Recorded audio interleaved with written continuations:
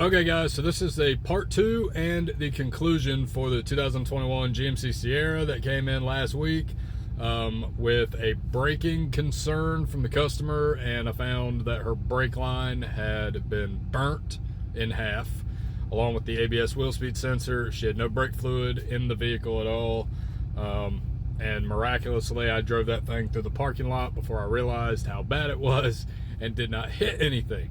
That is amazing. But anyway, so we are done with our investigation on our side. So General Motors sent a field engineer down to look at everything after I looked at everything and said, I don't see a source of ignition.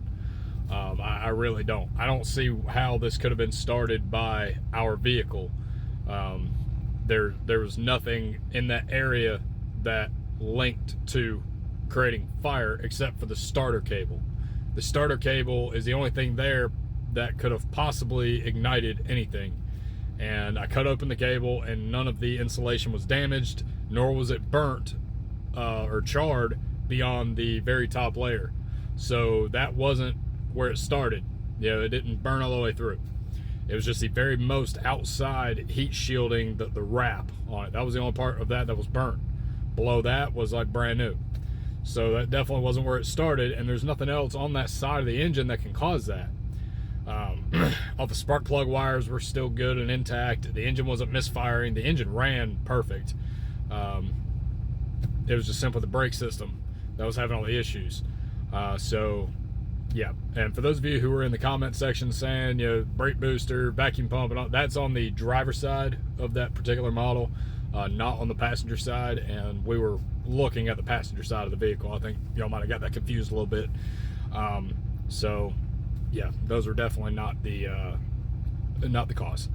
But GM sent down a field service engineer out to us, and you know, very quickly they responded very quickly. They were very, very concerned and ready to find any flaws in their vehicle that could have caused such a dangerous condition to occur.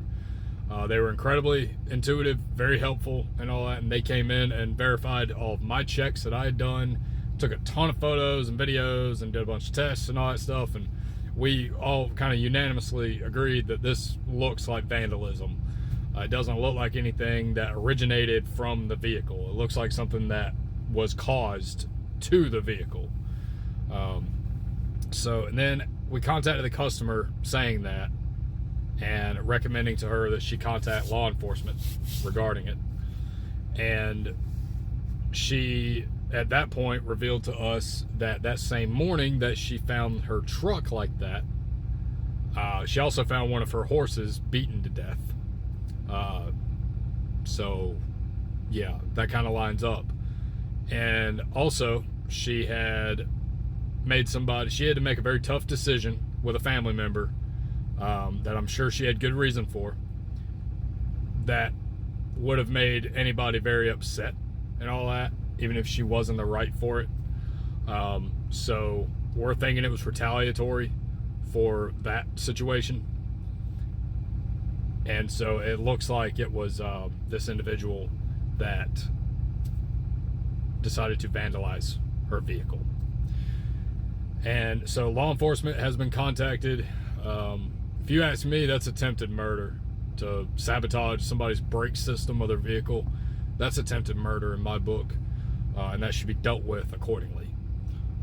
So everything's been documented. Law enforcement have everything that they need for it, so we're about to get ready to repair the vehicle, which is being covered by this individual's insurance provider. So this is again why it's important to have car insurance with comprehensive and collision. This is a situation that qualifies for comprehensive coverage. And so she is not having to pay for these repairs out of pocket. She's having to pay nothing but probably a very small deductible to her insurance provider.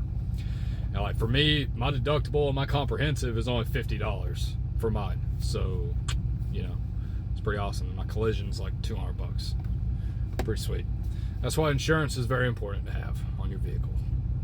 It will really pull your butt out of a fire. Ha! Got him. All right, guys. So, y'all, thank you for the feedback and all that I got from everybody. Everybody kind of jumped in and was concerned for this vehicle owner and all that stuff. And But, you know, guys, rest assured, this was not a vehicle related issue as far as, you know, anybody else with a, you know, similar vehicle needing to worry about engine fires. You know, Chrysler had the issue, or I'm sorry, Stellantis had the issue with the Hellcat engines in the Jeeps and in the Chargers and Challengers and so forth, with a rearward engine bay fire on the passenger side there for a little while.